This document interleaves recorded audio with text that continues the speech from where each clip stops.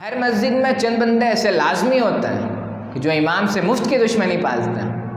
مسجد کا امام ہونا بھی ایک عجیب منصب ہے۔ کوئی شخص بھی اٹھ کے کھڑا ہو کے اعتراض کر سکتا ہے اور ہر کسی کو ڈانٹ ڈپٹ کا حق حاصل ہے۔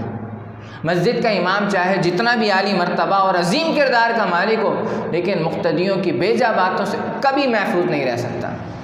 حضرت سعد بن ابی وقاص رضی اللہ عنہ کو دیکھیے، جلیل القدر صحابی ہیں، پہلے اسلام لانے والوں میں سے ہیں، عشرہ مبشرہ میں سے ہیں، واحد ایسے صحابی ہیں جن کے بارے میں رسول اللہ صلی اللہ علیہ وسلم نے اپنے باپ اور اپنی ماں دونوں کو جمع کرتے ہوئے فرمایا، فدا کا امی و ابی، میرے ماں باپ تجھ پر فدا، جن کے دل میں کسی مسلمان کے لیے کوئی بغض و حسد نہیں، مستجاب الدعوات تھے، قرآن کی آیتیں جن کے بارے میں نازل ہو رہی تھیں، نبی کی معیت میں کتنی دفعہ غزوات میں شریک رہے، خود رسول اللہ صلی اللہ علیہ وسلم نے انہیں سالار لشکر مقرر فرمایا اور کتنی فتوحات آپ کے ہاتھ ہوئیں، لیکن نبی کا یہی صحابی جب امارت کوفہ کے دوران مسلح امامت پہ کھڑا ہوتا ہے تو کوفہ والوں کے اعتراضات کا محور بن جاتا ہے۔ والوں نے حضرت عمر فاروق رضی اللہ کے پاس شکایات لکھ بھیجی، ان میں ایک شکایت یہ بھی لکھی کہ حضرت سعد بن ابی وقاص نماز ٹھیک سے نہیں پڑھتے۔ ارے وہ جس نے نماز خود رسول اللہ سے سیکھی، ان پر اعتراض کرنے لگے دیہاتی۔ یہ واقعہ بالکل آج کل کے حالات کا منظر پیش کر رہا ہے۔ اگرچہ آج کل کے ائمہ مساجد نے خود براہ راست رسول اللہ سے نماز نہیں سیکھی، لیکن رب کعبہ کی قسم رسول اللہ کے اقوال ضرور پڑھے ہیں۔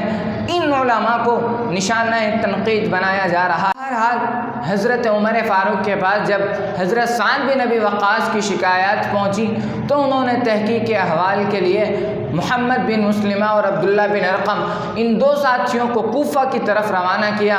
جب یہ دونوں کوفہ پہنچے، کوفہ کی ہر جامع مسجد میں جا کر حضرت سعد بن ابی وقاص کے بارے میں پوچھنے لگے۔ کسی کی طرف سے کوئی اعتراض موصول نہیں ہوا، ہر کسی نے حضرت سعد بن ابی وقاص کی تعریف ہی کی۔ سلسلہ چلتے چلتے جب بنو عبس کی ایک مسجد تک پہنچا تو وہاں ایک اسامہ بن قتادہ نامی شخص اٹھ کھڑا ہوا۔ اس نے آپ پر اعتراض کیا کہ سعد بن ابی وقاص نماز ٹھیک سے نہیں پڑھتے، جہاد میں بھی کوتاہی برتتے ہیں اور فیصلے کے وقت بھی عدل و انصاف سے کام نہیں لیتے۔ حیرت کی بات، کوفہ سے مدینے تک شکایات پہنچ گئی، لیکن اعتراض کرنے والا کوئی نہیں ملا سوائے ایک شخص کے۔ بات تاریخ کا حصہ اور لائق اعتماد کتب میں موجود ہے کہ جانچ پڑتال کے دوران کسی کی طرف سے کوئی اعتراض موصول نہیں ہوا سوائے ایک شخص کی طرف سے۔ لیکن یہ شکایات مدینہ بھجوا دی گئیں اور یہ تاثر دیا گیا کہ اگر حضرت سعد بن ابی وقاص کو معزول نہیں کیا تو فتنہ فساد کا اندیشہ ہے۔ اسی بنا پر بعد میں حضرت عمر نے حضرت سعد کو معزول بھی کر دیا۔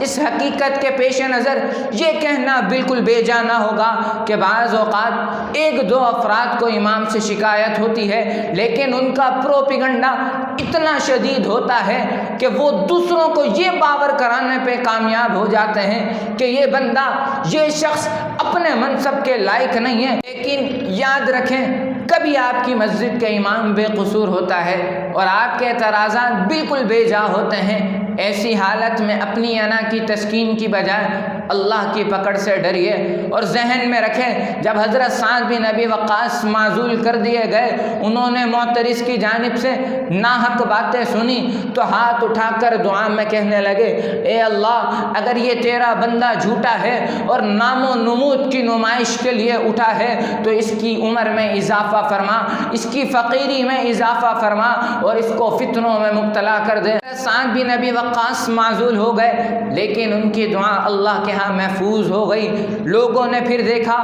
وہی شخص انتہائی بڑھاپے کو پہنچا، اس کی بھویں بھی آنکھوں پر گر گئی، راستے میں کھڑے ہو کے لوگوں سے بھیک مانگا کرتا تھا، آتی جاتی عورتوں سے چھیڑخانی کرتا تھا۔ لوگوں نے اس سے کہا، اے بڈھے، اس بڑھاپے کی عمر میں تجھے حیا نہیں آتی؟ کہنے لگا، کیا کروں، مجھ بڈھے کو حضرت سعد بن ابی وقاص کی بد دعا لگ گئی ہے۔ آج کل کے دور کا امام اگرچہ سعد بن ابی وقاص نہیں، لیکن یاد رکھیں، کسی مسلمان پر ناحق اعتراض کرتے ہوئے اللہ کی پکڑ کو بھول جانا یہ بڑی بدنصیبی کی علامت ہے۔ اللہ کے ہاں فیصلے حقائق کی بنیاد پر ہوتے ہیں۔ آپ کا پروپیگنڈا ضرور جیت سکتا ہے، لیکن ہمیں اللہ کے فیصلوں سے بے خوف ہرگز نہیں ہونا چاہیے۔